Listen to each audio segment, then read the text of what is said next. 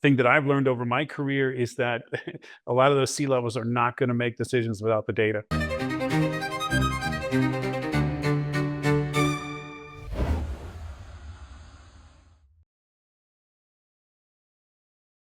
It's exciting to see companies like Basking who are embracing this opportunity to take the data, and a lot of this data is there. Okay, it's there in many organizations, even at the level of just badge reports or just meeting room occupancy reports, pulling that kind of data out of Google or whatever main system you might be using.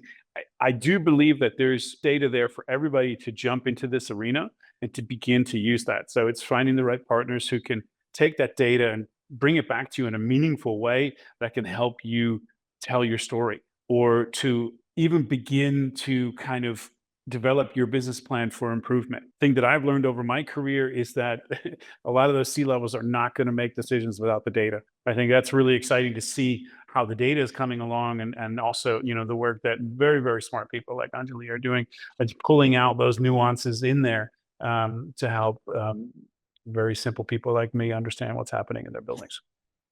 This slide is actually very interesting, and I've borrowed this slide from you, Eldar, in the past, to actually use this internally to talk to our C-level about how we're performing as an organization compared to other similar companies that are out there, to the best of our ability, but giving them a better feel of how peers or other companies are doing that within those regions, or how they're performing on that, gives you a foundation to talk about in regards to what kind of programs you want to be doing, but also maybe just to also talk about, hey, we're actually not doing that bad. It's information like this which is really important to kind of set the tone for that conversation to have with your C-levels.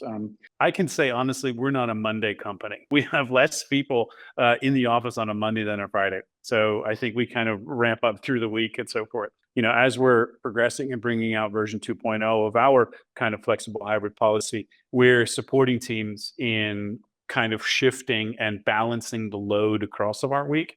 And so, we're setting guidelines within that, saying, hey, if we want a minimum of a few days together, consistent and next to each other, but if your team is selecting a Monday and a Tuesday, then they won't be coming in on a Friday because they're already coming on a Monday. And if you're coming in on a Thursday, Friday, you will not get a Monday as another day in the office. We're trying to kind of be fair to everybody and to balance that a little bit as well, and also to balance our load across the week. So hopefully it'll be flattening out a little bit.